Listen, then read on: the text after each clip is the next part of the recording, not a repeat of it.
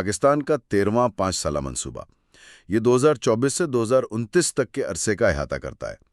ہمارے پاس اس منصوبے کی جو دستاویزات ہیں ان سے کچھ اہم معلومات اور نکات ملے ہیں، تو آج کا مقصد ہے کہ ان کی روشنی میں سمجھیں کہ پاکستان کو کیا معاشی چیلنجز درپیش ہیں اور یہ نیا منصوبہ یہ کیا کوئی نئی راہ دکھاتا ہے، کوئی حل پیش کرتا ہے۔ تو بات شروع کرتے ہیں وہیں سے جہاں سے یہ منصوبہ خود کرتا ہے، یعنی پاکستان کی معاشی صورتحال۔ دیکھیں، یہ تو کوئی ڈھگی چھپی بات نہیں کہ ملک اس وقت معاشی سلامتی اور ترقی کے حوالے سے کئی گہرے چیلنجز کا سامنا کر رہا ہے۔ ایک بنیادی مسئلہ جو بار بار سننے میں آتا ہے وہ ہے پیداواری صلاحیت میں کمی۔ آخر ایسا کیوں ہے کہ معیشت مسلسل یوں لگتا ہے جیسے مشکلات کا شکار ہے؟ جی، یہ ایک بنیادی سوال ہے اور اس کا جواب کئی دہائیوں پر محیط ہے۔ دستاویزات بھی یہی کہتی ہیں کہ معیشت تقریباً 30 سال سے ایک پائیدار ترقی کی راہ تلاش کرنے میں جدوجہد کر رہی ہے۔ اصلاحات کی کوششیں تو ہوئیں، لیکن اکثر آپ کہہ سکتی ہیں کہ یا تو ادھوری رہ گئیں یا پھر ان پر مستقل مزاجی سے عمل نہیں ہو سکا۔ نتیجہ یہ نکلا کہ ترقی کا سفر بار بار جو بیرونی شعبے کا عدم استحکام ہے نا، اس کی وجہ سے رکتا رہا ہے، جسے عام فہم میں بوم بسٹ سائیکل کہتے ہیں۔ مطلب معیشت تھوڑی بہتر ہوتی ہے، درآمدات ایک دم بڑھ جاتی ہیں، زر مبادلے کے ذخائر خطرناک حد تک کم، اور پھر ترقی کو بریک لگانی پڑتی ہے، اکثر IMF یا دوسرے اداروں کی مدد لینی پڑتی ہے۔ اور یہ بوم بسٹ سائیکل جیسا آپ نے کہا، یہ تو کئی دہائیوں سے چل رہا ہے۔ ذرائع بتاتے ہیں کہ اس کی جڑیں شاید معیشت کے ڈھانچے میں۔ اگر ماضی کے تجربات دیکھیں تو چند چیزیں بار بار نظر آتی ہیں۔ ایک تو مالیاتی خسارہ، یعنی حکومت کے خرچے آمدنی سے زیادہ، اور دوسرا کرنٹ اکاؤنٹ خسارہ، مطلب ملک کی بیرونی آمدنی جیسے برآمدات، ترسیلات زر، وہ بیرونی ادائیگیوں سے کم رہتی ہیں۔ اور ان سب کے پیچھے ایک بڑی وجہ جو بتائی جاتی ہے وہ ہے ہمارا کھپت پر انحصار، کنزمپشن، نجی بھی اور سرکاریں بھی۔ بالکل، اور یہ کھپت اکثر معیشت کی اپنی پیداواری صلاحیت سے زیادہ ہوتی ہے، جس کا لازمی نتیجہ پھر درآمدات پر انحصار بڑھنا ہے۔ دستاویز میں ایک حیران کن عدد و شمار ہے کہ پاکستان کی کھپت اوسطاً GDP کا 94% رہی ہے۔ اب آپ اس کا موازنہ کریں خطے کی دوسرے ترقی پذیر ممالک سے، وہاں یہ شرح 75 سے 80% کے درمیان ہے، تو یہ بہت زیادہ ہے۔ یہ صورتحال اصل میں حقیقی معاشی ترقی کے بغیر نمو کی کلاسک مثال ہے، یعنی GDP بڑھتا تو ہے پر وہ پائیدار نہیں ہوتا، بنیادیں کمزور رہتی ہیں۔ تو آئیے ان بنیادی کمزوریوں کا تھوڑا اور گہرائی سے جائزہ لیں۔ یہ منصوبہ کون سے کلیدی مسائل کی نشاندہی کرتا ہے؟ کیا وجوہات ہیں کہ معیشت اس چکر میں پھنسی ہوئی ہے؟ منصوبہ کئی بنیادی مسائل کی نشاندہی کرتا ہے، ان میں سب سے نمایاں شاید گرتی ہوئی سرمایہ کاری ہے، خاص طور پر نجی شعبے کی سرمایہ کاری، جو کسی بھی معیشت کی ترقی کا اصل انجن ہوتی ہے۔ اعداد و شمار دیکھیں تو مینوفیکچرنگ یعنی صنعتی پیداوار کے شعبے میں نجی سرمایہ کاری کا حصہ کل نجی سرمایہ کاری میں 2004 میں تھا 24%، اور یہ کم ہو کر 2024 میں صرف 11% رہ گیا ہے۔ یہ ایک خطرناک رجحان ہے۔ اور ظاہر ہے اس کا اثر چھوٹے کاروباروں پر بھی پڑا ہوگا، SMEs جنہیں کہتے ہیں۔ یقیناً SMEs تو کسی بھی معیشت کی ریڑھ کی ہڈی ہوتے ہیں۔ انہیں بینکوں سے جو قرضے ملتے تھے ان کا حصہ کل قرضوں میں 2006 میں 17% تھا، جو 2021 میں کم ہو کر صرف 6% رہ گیا۔ تو یہ اعداد و شمار صاف ظاہر کرتے ہیں کہ ملک کی اپنی پیداواری بنیاد اور برآمد کرنے کی صلاحیت وہ سکڑ رہی ہے۔ یہ ایک ایسی صورتحال ہے جسے دستاویز میں وقت سے پہلے غیر صنعتی ہونا یا پری میچور ڈی انڈسٹریلائزیشن کہا گیا ہے، یعنی صنعتی شعبہ پوری طرح ترقی کرنے اور ملک کو خوشحال بنانے سے پہلے ہی کمزور پڑنا شروع ہو گیا۔ اچھا، یہ تو سرمایہ کاری کی بات ہوئی، اور کیا مسائل ہیں؟ اس کے ساتھ جڑا ہوا مسئلہ ہے سست برآمدی نمو۔ ظاہر ہے جب آپ کی پیداواری بنیاد کمزور ہوگی تو آپ برآمد کیا کریں گے؟ دوسری طرف کھپت کی طلب پوری کرنے کے لیے درآمدات پر انحصار بڑھتا گیا، جس سے تجارتی عدم توازن یعنی درآمدات اور برآمدات کا فرق وہ مزید بڑھ گیا۔ اور ماضی میں جو مصنوعی طور پر روپے کی قدر کو زیادہ رکھنے کی پالیسی تھی نا، اس نے بھی درآمدات کو سستا بنایا اور مقامی صنعتوں کو نقصان پہنچایا۔ اور پیداواری صلاحیت یعنی پروڈکٹیوٹی، اس کا کیا حال ہے دوسرے ممالک کے مقابلے میں؟ وہ بھی ایک تشویشناک پہلو ہے۔ منصوبہ بتاتا ہے کہ پاکستان کی پیداواری صلاحیت اور کارکردگی نہ صرف ترقی یافتہ ممالک بلکہ خطے کے دوسرے ممالک کے مقابلے میں بھی کم ہے۔ ایک مثال دی گئی ہے کہ 1991 سے 2020 تک، یہ طویل عرصہ ہے، اس میں پاکستان میں صنعتی شعبے میں فی مزدور ویلیو ایڈیشن میں صرف 1.2 گنا اضافہ ہوا، جبکہ اسی عرصے میں دوسرے جنوبی ایشیائی ممالک میں یہ اضافہ دگنا یا اس سے بھی زیادہ تھا۔ تو یہ ظاہر کرتا ہے کہ ہم ٹیکنالوجی اور کارکردگی میں پیچھے رہ گئے ہیں۔ ان مسائل کے ساتھ ساتھ قرضوں کا بوجھ بھی ایک بڑا مسئلہ ہے نا؟ جی ہاں، قرضوں کا بلند حجم یہ ایک بہت بڑا چیلنج ہے۔ قرض ادا کرنے کی صلاحیت بڑھانے کی شدید ضرورت ہے، اور یہ صلاحیت تو بلند اور پائیدار معاشی نمو سے ہی آ سکتی ہے۔ اس کے علاوہ توانائی کے شعبے کی ناکامیاں، مہنگی بجلی، گردشی قرضہ، یہ سب معاشی بحالی میں بڑی رکاوٹیں ہیں۔ پھر موسمیاتی تبدیلی کے بڑھتے ہوئے خطرات بھی ہیں، جو زراعت، پانی، خوراک کی حفاظت، انفراسٹرکچر سب کے لیے سنگین خطرہ بن سکتے ہیں۔ اور کیا ترقی کی بنیادی باتوں پر توجہ دی گئی ہے؟ میرا مطلب ہے تعلیم، صحت، ہنرمندی۔ منصوبہ یہ تسلیم کرتا ہے کہ ان بنیادی شعبوں میں سرمایہ کاری کم رہی ہے، یعنی انسانی ترقی، ہنرمندی کا فروغ، معیار تعلیم، صحت عامہ، ان پر مناسب توجہ نہیں دی گئی۔ مجموعی طور پر دستاویز کا لب لباب یہ ہے کہ ماضی کی ترقیاتی حکمت عملی معیشت کی بنیادی مضبوطی کی تعمیر سے کافی حد تک لا تعلق رہی ہے۔ وہ مضبوطی جو معیار، شمولیت، انسانی سرمایہ، ٹیکنالوجی صلاحیت، پائیدار زراعت، سماجی تحفظ، اسٹریٹجک تجارتی پالیسی، ایس ایم ایز کی ترقی، مالیاتی شمولیت، پیداواری صلاحیت میں اضافے اور وسائل کی مؤثر تقسیم سے آتی ہے۔ تو خلاصہ یہ ہوا کہ مسائل کا ایک پورا جال ہے۔ معاشی عدم استحکام، مالیاتی مشکلات، بیرونی خاطوں کا عدم توازن، کم سرمایہ کاری، کم پیداواریت، قرضوں کا بوجھ، توانائی کا بحران، موسمیاتی خطرات، انسانی سرمایہ میں کم سرمایہ کاری، اور اوپر سے بڑھتی ہوئی غربت۔ اب ان سب سے نپٹنے کے لیے یہ 13واں منصوبہ کیا کوئی مختلف حکمت عملی پیش کر رہا ہے؟ کیا کچھ نیا ہے اس میں؟ جی، یہ منصوبہ ماضی کے تجربات سے سیکھتے ہوئے ایک نئی سمت متعین کرنے کی کوشش کرتا ہے۔ اس کی حکمت عملی میں ایک بنیادی تبدیلی لانے کی بات کی گئی ہے، اور اسے ایک جامع فریم ورک 5 ایز کا نام دیا گیا ہے۔ یہ اس منصوبے کا آپ کہہ سکتی ہیں کہ مرکزی خیال ہے، مرکزی ستون ہے۔ یہ 5 ہیں: ایکسپورٹس یعنی برآمدات، پاکستان یعنی ڈیجیٹل اور علمی معیشت، انوائرمنٹ یعنی ماحول، انرجی یعنی توانائی، اور ایکوٹی یعنی مساوات اور بااختیاری۔ یہ دلچسپ ہے، 5 ایز۔ کیا آپ ان کی تھوڑی وضاحت کر سکتی ہیں، اور یہ کہ یہ پہلے جو مسائل ہم نے گنوائے ان کا حل کیسے پیش کرتے ہیں؟ ضرور۔ پہلا یعنی ایکسپورٹس، برآمدات۔ اس پر زور اس لیے ہے کہ معیشت کو کھپت اور درآمدات پر انحصار سے نکال کر برآمدات پر مبنی ترقی کی راہ پر ڈالا جائے، تاکہ بیرونی قرضوں پر انحصار کم ہو اور زر مبادلہ کے ذخائر مستحکم ہوں۔ یہ براہ راست کرنٹ اکاؤنٹ خسارے اور بوم بسٹ سائیکل کے مسئلے کا جواب ہے۔ ٹھیک ہے، سمجھ آیا۔ اور دوسرا ای پاکستان، یہ کیا ہے؟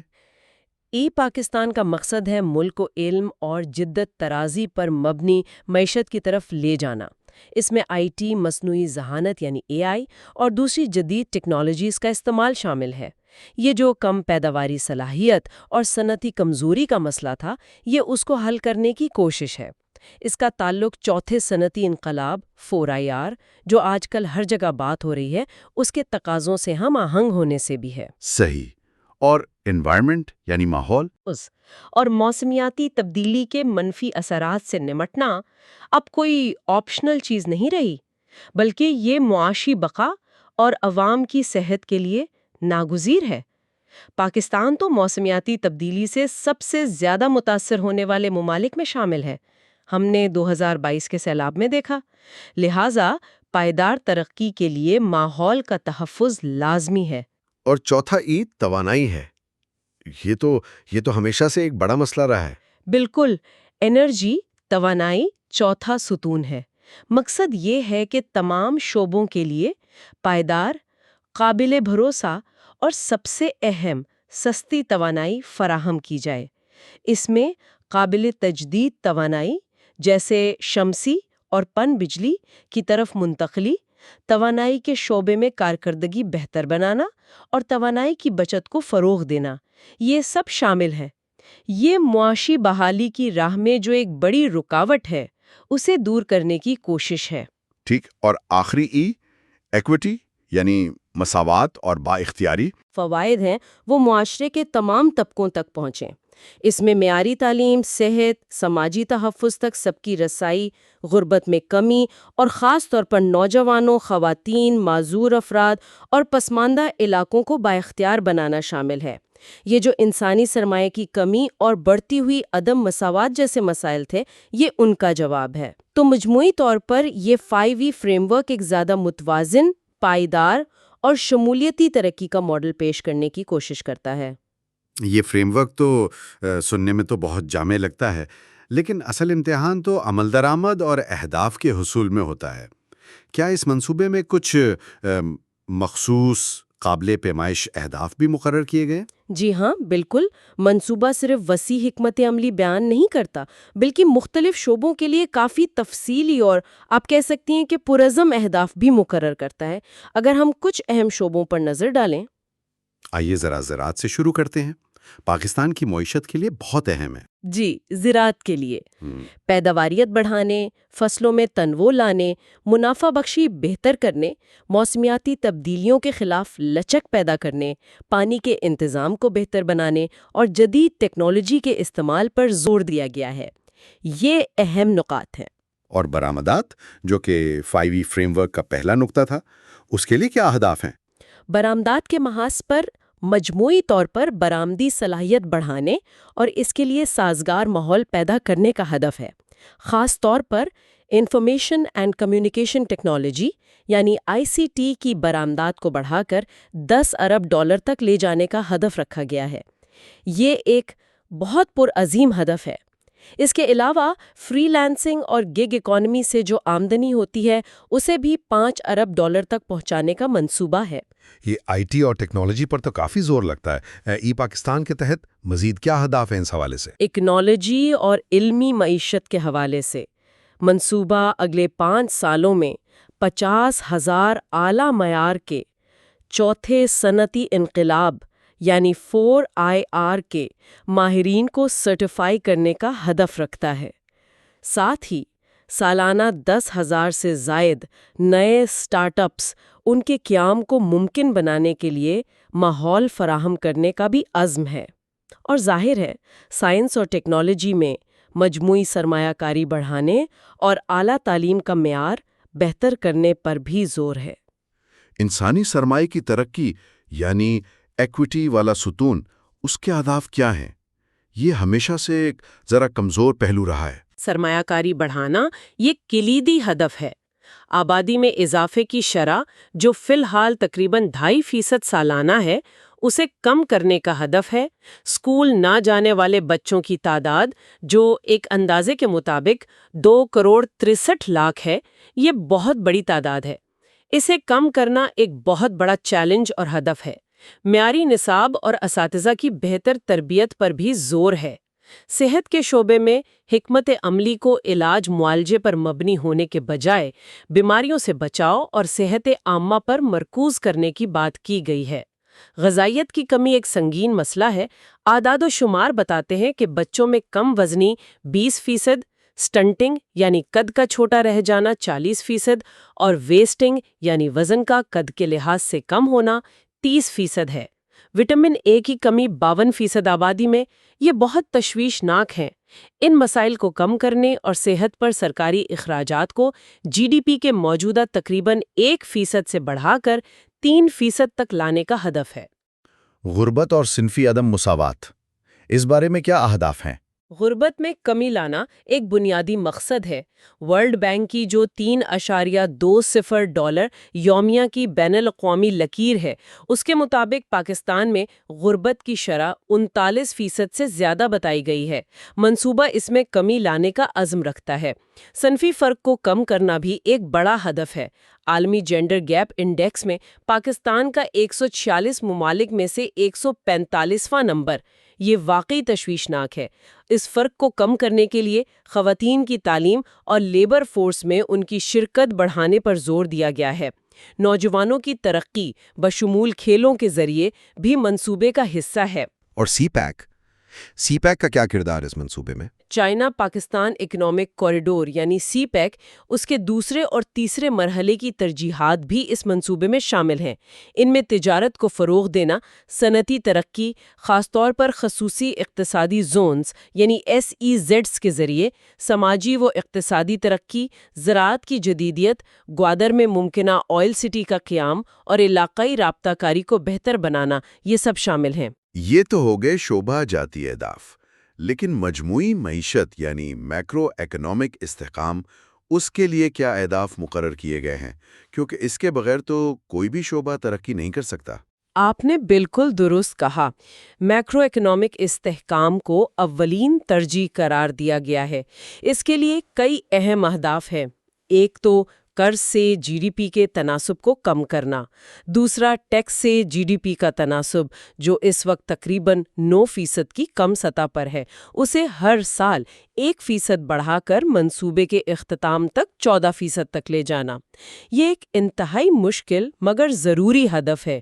پھر خسارے میں چلنے والے سرکاری ادارے ہیں SOEs، ان کی نجکاری یا اصلاح کرنا، غیر پیداواری سرکاری اخراجات میں کمی لانا، سرمایہ کاری سے GDP کے تناسب کو موجودہ تقریباً 13% سے بڑھا کر 18% تک لانا۔ اس میں عوامی شعبے کی سرمایہ کاری کو 2.53% سے بڑھا کر 4.5% تک اور نجی شعبے کی سرمایہ کاری کو 9% سے بڑھا کر 12% تک بڑھانا شامل ہے۔ زر مبادلہ کے ذخائر کو بتدریج بڑھانا، مارکیٹ پر مبنی شرح مبادلہ کو برقرار رکھنا، یعنی روپے کی قدر کو طلب و رسد کی بنیاد پر طے ہونے دینا، اور ان سب کے نتیجے میں اوسط سالانہ معاشی شرح نمو کا ہدف 5.1% رکھا گیا ہے، جو منصوبے کے پہلے سال یعنی مالی سال 2025 میں 4.2% سے شروع ہو کر آخری سال یعنی مالی سال 2029 تک 5.6% تک پہنچنے کی توقع ہے۔ یہ اہداف واقعی بہت پرعزم لگتے ہیں، خاص طور پر ٹیکس وصولی میں اتنا بڑا اضافہ اور سرمایہ کاری کو 13 سے 18% تک لے جانا۔ اگر ہم ماضی کی کارکردگی دیکھیں اور موجودہ حالات کو، تو ان کے حصول کے امکانات کتنے ہیں؟ کیا یہ حقیقت پسندانہ ہے؟ یہ ایک بہت اہم سوال ہے۔ بلا شبہ یہ اہداف انتہائی پرعزم ہے۔ ماضی کی کارکردگی دیکھیں تو کئی اہداف پورے نہیں ہو سکے اور ملک کو حالیہ برسوں میں کئی بیرونی جھٹکوں کا سامنا بھی کرنا پڑا ہے، جیسے کووڈ-19 کی وبا، روس یوکرین جنگ کے اثرات اور 2022 کے وہ تباہ کن سیلاب۔ قرضوں کا بھاری بوجھ اور کم سرمایہ کاری کی سطح، یہ بھی بڑے چیلنجز ہیں۔ مثال کے طور پر سرمایہ کاری کو GDP کے 13% سے 18% تک لے جانا، یہ ایک بہت بڑا قدم ہوگا۔ اس کے لیے نجی شعبے کا اعتماد بحال کرنا اور انہیں سرمایہ کاری پر آمادہ کرنا ہوگا۔ تو کیا منصوبے میں کوئی ایسی حکمت عملی ہے جس سے یہ سرمایہ کاری بڑھائی جا سکے؟ کوئی خاص میکانزم؟ جی ہاں، منصوبہ اس کے لیے کچھ میکانزم تجویز کرتا ہے۔ ایک تو حال ہی میں قائم کی گئی اسپیشل انویسٹمنٹ فیسیلیٹیشن کونسل یعنی SIFC کا ذکر ہے۔ یہ ایک نیا ادارہ ہے جس کا مقصد سرمایہ کاری، خاص طور پر بیرونی سرمایہ کاری کی راہ میں جو رکاوٹیں ہیں انہیں تیزی سے دور کرنا ہے۔ دوسرا، سی پیک کے اگلے مراحل، خاص طور پر جو خصوصی اقتصادی زونز ہیں SEZs، ان کی فعالیت سے بھی سرمایہ کاری کو راغب کرنے کی امید ہے۔ تاہم یہ یاد رکھنا ضروری ہے کہ کم سرمایہ کاری کا تعلق ایک حد تک کم فیکس آمدنی سے بھی ہے۔ ذرائع کے مطابق پاکستان کی فیکس آمدنی تقریباً $1680 ہے، جبکہ بنگلہ دیش کی $2820 اور بھارت کی $2410 تک پہنچ چکی ہے۔ کم آمدنی سے بچتیں کم ہوتی ہیں، جو سرمایہ کاری کا بنیادی ذریعہ ہیں۔ اس چکر کو توڑنا آسان نہیں ہوگا۔ ٹھیک ہے، اہداف پرعزم ہیں اور چیلنجز بھی بڑے ہیں۔ اب سوال یہ پیدا ہوتا ہے کہ ان اہداف کو حاصل کرنے کے لیے عمل درآمد کی کیا حکمت عملی تجویز کی گئی ہے؟ کون کیا کرے گا؟ منصوبے کا بنیادی فلسفہ یہ ہے کہ نجی شعبہ ترقی کا انجن ہوگا، یعنی سرمایہ کاری اور پیداواری سرگرمیوں کی قیادت نجی شعبہ کرے گا، جبکہ عوامی شعبے کا کردار ایک سہولت کار اور اسٹریٹجک معاون کا ہوگا، یعنی وہ بنیادی ڈھانچہ فراہم کرے گا، انسانی سرمایہ میں سرمایہ کاری کرے گا، تعلیم، صحت، پالیسی بنائے گا اور ایک سازگار ریگولیٹری ماحول فراہم کرے گا۔ اور وفاقی اور صوبائی حکومتوں کے درمیان تعاون، کیونکہ 18ویں ترمیم کے بعد تو بہت سے شعبے صوبوں کو منتقل ہو چکے ہیں نا؟ جی، منصوبہ اس حقیقت کو تسلیم کرتا ہے اور وفاقی اور صوبائی حکومتوں کے درمیان قریبی رابطہ کاری اور ہم آہنگی پر زور دیتا ہے، جبکہ آئین میں دی گئی 18ویں ترمیم کا احترام کیا جائے گا۔ بہت سے اہداف، خاص طور پر تعلیم، صحت، زراعت اور سماجی شعبے سے متعلق، وہ صوبائی حکومتوں کے فعال کردار کے بغیر حاصل نہیں ہو سکتے۔ میکرو اکنامک مینجمنٹ کے بارے میں کیا کہا گیا ہے، خاص طور پر IMF کے ساتھ تعلقات، کیونکہ استحکام کے بغیر تو ترقی ممکن نہیں۔ بالکل، منصوبہ واضح طور پر کہتا ہے کہ پہلے استحکام لانا ہوگا، پھر ترقی کی رفتار بڑھائی جا سکتی ہے، یعنی مالیاتی نظم و ضبط، افراط زر پر قابو اور بیرونی کھاتوں کا توازن، یہ ضروری ہے۔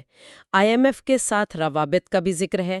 حال ہی میں ایک سٹینڈ بائی ایگریمنٹ یعنی SBA، جو IMF کا ایک قلیل مدتی پروگرام ہوتا ہے، وہ مکمل ہوا ہے اور امکان ہے کہ ملک ایک نئے طویل مدتی ایکسٹینڈڈ فنڈ فیسلٹی یعنی EFF پروگرام کے لیے بھی رجوع کرے، جو مزید معاشی اصلاحات سے مشروط ہوگا۔ یہ سب استحکام لانے کی کوششوں کا حصہ ہے۔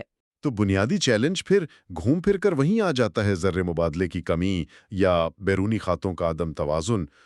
اس رکاوٹ کو مستقل طور پر توڑنے کے لیے یہ منصوبہ کیا ٹھوس اقدامات تجویز کرتا ہے؟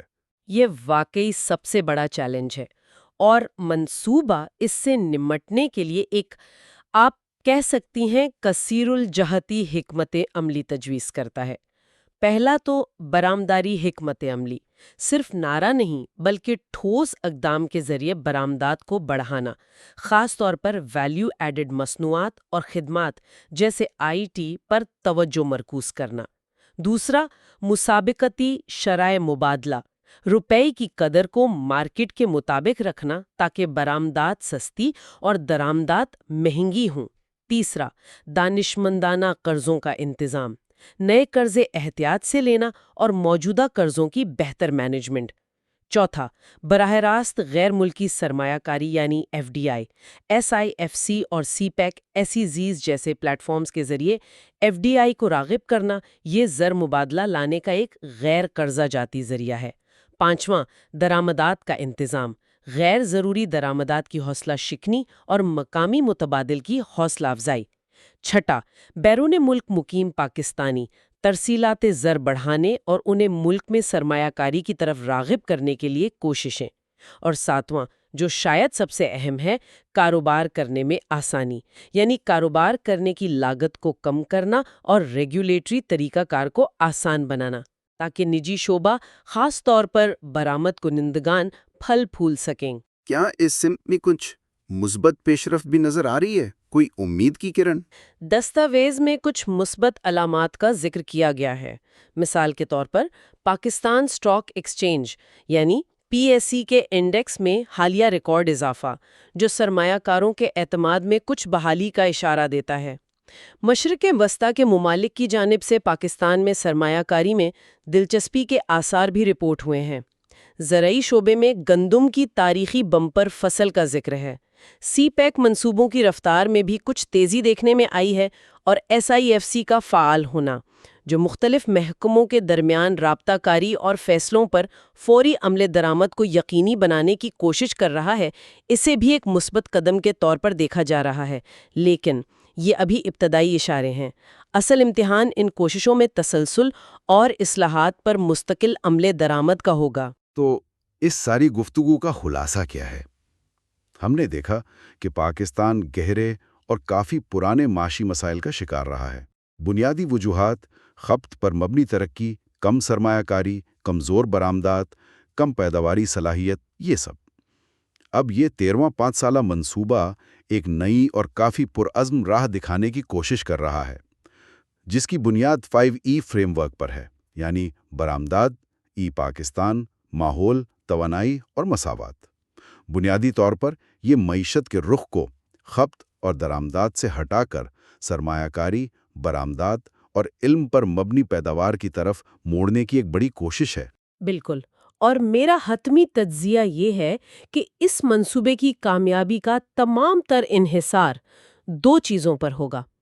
اول، بنیادی ساختی اصلاحات، خاص طور پر ٹیکس نظام میں اصلاحات، سرکاری اداروں کی کارکردگی بہتر بنانا یا نجکاری، اور توانائی کے شعبے کے مسائل کا پائیدار حل، ان پر مستقل مزاجی سے عمل درآمد۔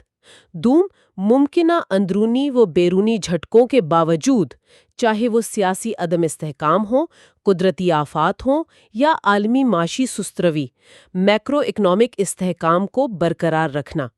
یہ اہداف بلا شبہ چیلنجنگ ہیں، ان کا حصول آسان نہیں ہوگا، لیکن اگر سمت کی بات کی جائے تو یہ درست معلوم ہوتی ہے، یعنی ان مسائل پر توجہ مرکوز کرنا جو واقعی معیشت کی جڑوں کو کمزور کر رہے ہیں۔ اور آخر میں ایک غور طلب نقطہ جو آپ نے بھی اٹھایا تھا، علمی معیشت اور IT پر زور۔ منصوبہ 4IR گریجویٹس کی سرٹیفیکیشن اور سٹارٹ اپس کے قیام جیسے اہداف تو رکھتا ہے، جو قابل تحسین ہے، لیکن عالمی ٹیکنالوجی کے تیزی سے بدلتے ہوئے منظرنامے اور پاکستان کی نوجوان آبادی کی صلاحیت کو دیکھتے ہوئے کیا یہ کافی ہے؟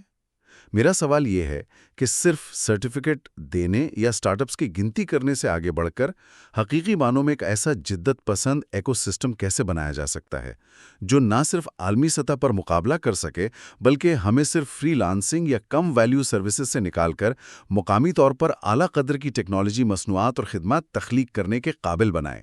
یہ ایک انتہائی اہم سوال ہے، اور شاید اس کا جواب صرف سرکاری منصوبوں میں نہیں بلکہ تعلیمی اداروں، نجی شعبے اور تحقیق و ترقی کے درمیان گہرے روابط استوار کرنے میں، رسک کیپٹل کی حوصلہ افزائی کرنے اور ملک میں ایک حقیقی انوویشن کلچر کو فروغ دینے میں پوشیدہ ہے۔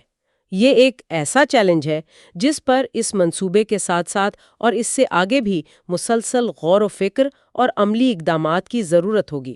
یقیناً یہ وہ سوال ہے جس پر شاید ہمیں مستقبل میں مزید تفصیل سے بات کرنے کی ضرورت ہوگی۔ فی الحال اس تفصیلی جائزے